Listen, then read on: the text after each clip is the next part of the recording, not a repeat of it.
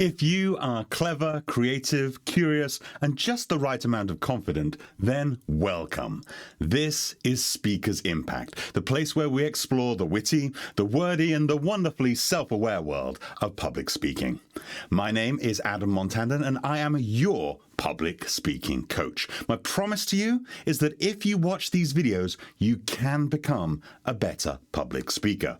Today, I'm going to share a big secret about those brilliant public speakers who always appear so natural on stage. Stick around because by the end of this video, well, you might just think very differently about your public speaking skills. Now, today's video topic came from Milky T. By the way, brilliant name, Milky T. Milky T23 says it feels unfair that some people are just so natural at public speaking. Well, you're right. It's not fair. Wouldn't it be wonderful if we were all just born with that magical talent to be brilliant public speakers?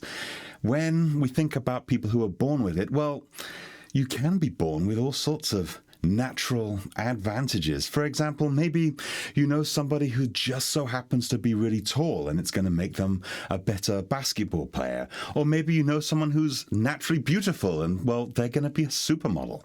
But the truth is, natural talent can only take you so far. I mean, who's the better basketball player? A guy who's tall but never plays basketball, or an average height guy who's practicing shots on the court every day?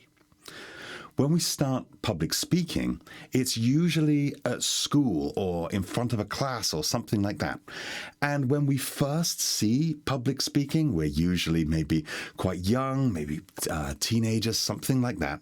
And we only really get to see the natural talents because oftentimes what we're seeing when we're young and we're seeing public speaking is we're seeing people who are not really refined. They're not really very well practiced. They're just getting up in front of the class at, I don't know, show and tell or something like that. And if they're good, it's more down to luck than to skill. It's a very superficial level. And someone who's a natural speaker might just say, oh, I'll wing it, I'll improvise. And you know, sometimes at the early levels of speaking, they might do a pretty good job because winging can get you quite far in the early stages. You might know someone with the gift of the gab who can sort of bluff their way through job interviews or dates or meetings, and they're just naturally good at winging it. But when you take yourself to the higher level, when public speaking really means something, you want a well-practiced expert. I mean, you wouldn't go to a surgeon who would say, oh, I'm a natural-born doctor. I was born with all the skills, and for your surgery today, I'm just going to improvise and wing it. Oh, my goodness. You wouldn't go near that surgeon if your life depended on it. You wouldn't want a basketball player on your top NBA team to never show up to practice just because he's really tall.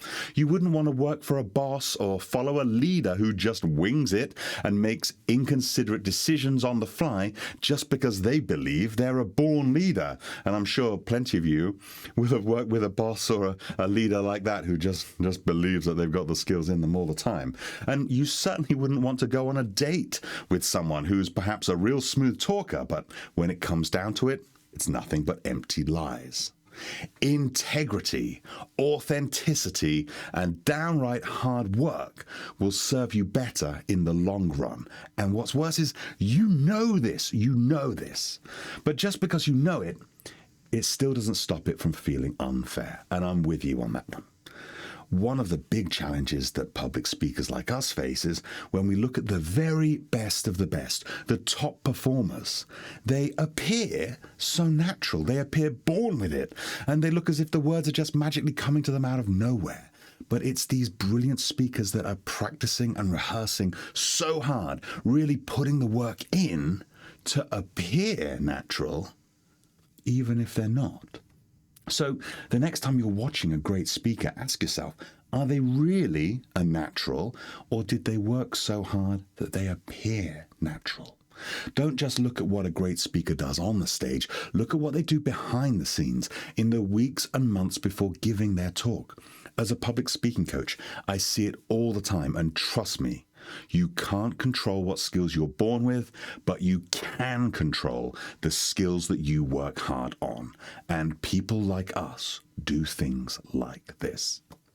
Now, I'm looking for 200 friends and fans to click subscribe because it will mean that YouTube will show this video to even more people, and together we'll be able to help even more people become better public speakers. So please subscribe and tell others about this video if you're happy to do so. And leave a comment or a question down below. It really does help.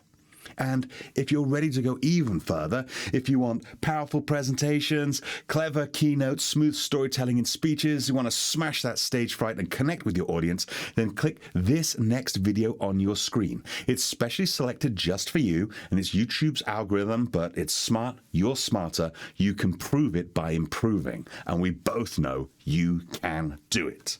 And remember, as always, if you want to tell an interesting story, live an interesting life.